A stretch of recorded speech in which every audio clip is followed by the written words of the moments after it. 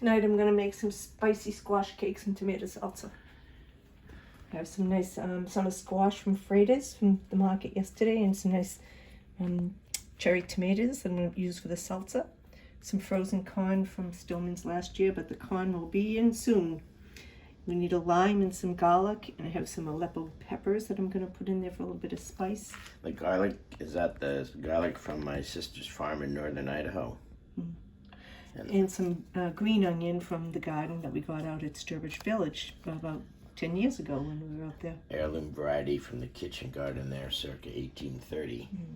And I'm going to add some grated Parmesan cheese and some grated cheddar cheese from Cabot, Maine, which I got at Thatcher Farms, by the way. My Thatcher Farm delivery carries Cabot cheese and a lot of other local products. So I'm going to grate up some squash. And I need about a cup of squash for 2 servings, 1 egg for 2 servings, half a cup of corn, green onion is however much you like. I'm going to put that in there, some hot peppers. Okay. I'm going to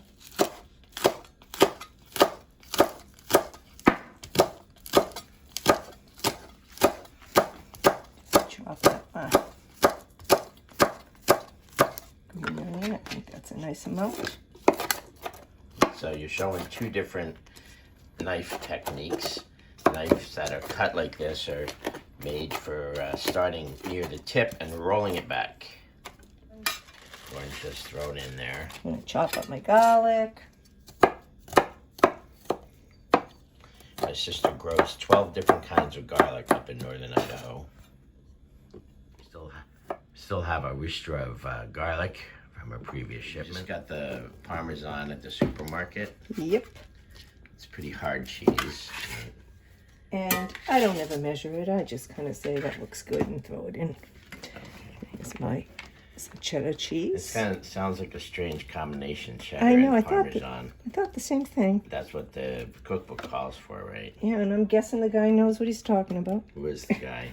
Is it McNair or something? Okay. Do you like pepper? How much pepper do you want? I know you like pepper a little extra. Let's take a look. I like it, do it for color so you can see it after it's cooked, huh? That's good. It's not that spicy, actually, but very glad to support the people trying to survive in Syria. Oh, you could have put the cover on this. I never do it right. James McNair's a chef out of San Francisco and Lake Tahoe. Just going to add an egg. Some eggs. Beat it all up. Eggs, which you can get at the market from Mike's. This is actually Pembroke. Yeah, this is actually one of Mike's eggs. He made me take one last week. Right. He made me take a dozen. Right. I'm gonna just add a little bit of breadcrumb. You can add flour if you'd like. Maybe a couple tablespoons for that amount. Where did you get the breadcrumbs? I always save the bread that goes stale and just put them in my processor. Yeah, so we collect them up in a bag, and every once in a while just make our own breadcrumbs. And so now if they're made with the sourdough bread, they got a little bit of tang to them. Now that's all ready to, it's all set to go. We'll deep fry it, just pan fry it in little cakes when it's time to eat. And now we're going to put together the salsa. So I'm just going to take these cherry tomatoes and just cut them in half. Throw them in a bowl, along with some garlic and some green onion. Then we'll add some cilantro, which I don't have out yet. It's in my freezer. And some lime juice and a little bit of salt. And just let it sit a couple hours so the flavors all come together before you use it. If you have a little beer that you didn't finish, you can always throw that in. There's rarely beer we didn't finish at this house, but it's always a possibility, I suppose. Now the Nootka garlic from my sister's farm up in northern Idaho is called the Nootka Rose garlic. It's got a bit of a red tinge to it, and it's known for being aggressive and strong flavored garlic, so it's great for cooking. And the Nootka is a type of garlic, a variety of garlic that was developed in Washington State. And she's right across the border about an hour.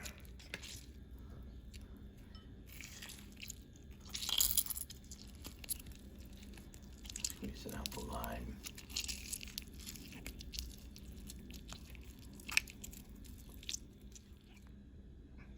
So what do we have?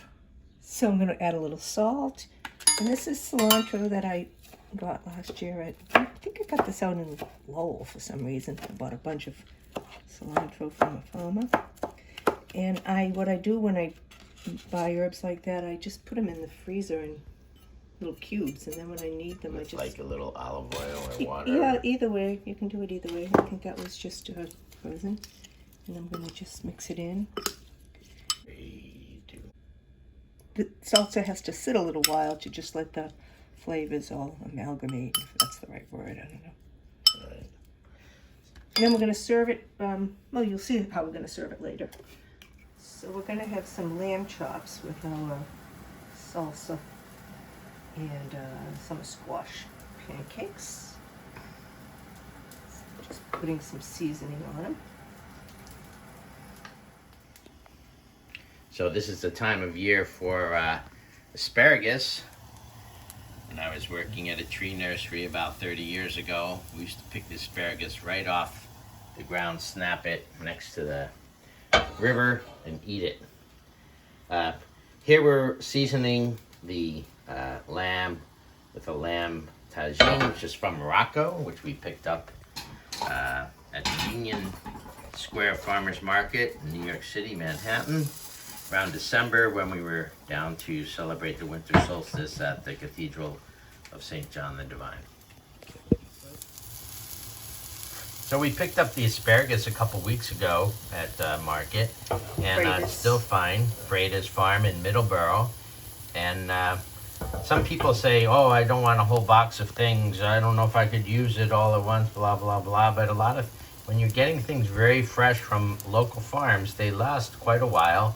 And there's many ways to preserve them. For example, special plastic bags that release the ethylene so the vegetables don't rot. And there's many different preservation techniques such as drying, dehydration, oil, fermentation, and we'll be going over those in the coming weeks. So what do we have here? These are the pancakes. Pancakes of? Summer squash and corn and... Summer squash, corn, some herbs. Green onions, no herbs. Green onions from Sturbridge Village Kitchen Garden. And butter. And some oil. And a little oil to raise the melting temperature of the butter so the butter doesn't burn. Same principle as adding a little vegetable oil to olive oil when you're trying to fry things in olive oil so the olive oil doesn't burn. Raising the smoking temperature. So we have the lamb from Signal Farm out near Sturbridge. And it's good to have the rub on the meat for 15 minutes or up to 24 hours. And depending on how you like it.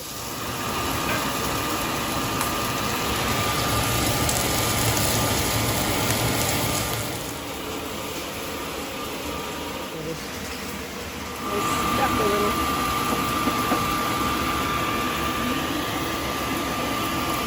We have some nice caramelization. There's a particular chemical reaction that's responsible for the browning. The informal term is caramelization.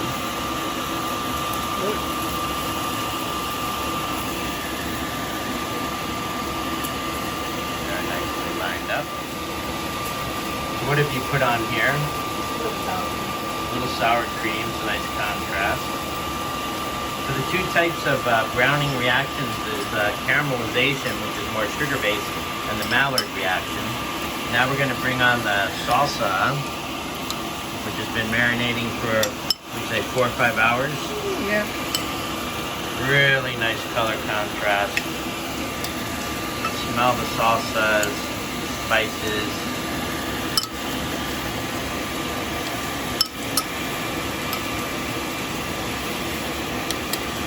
The fan is going in the background because the smoke from the griddle would set the fire alarms off.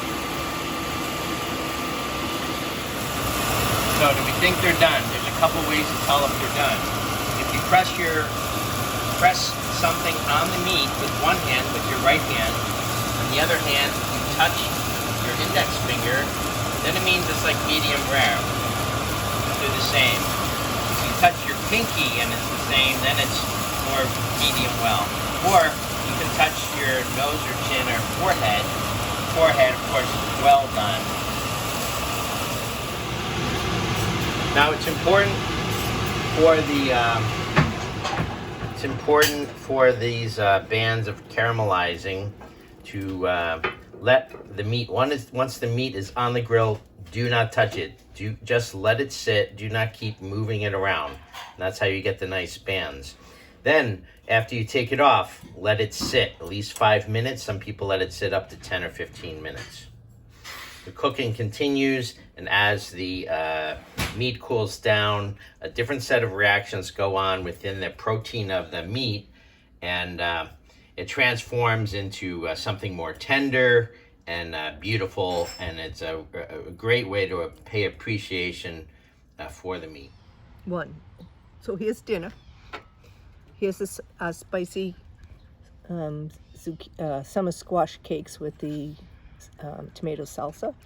The lamb chops seasoned with a special seasoning from Morocco, I think. Tagine. A few green asparagus grilled. And I just did a little salad with a buttermilk dressing. It's just some greens.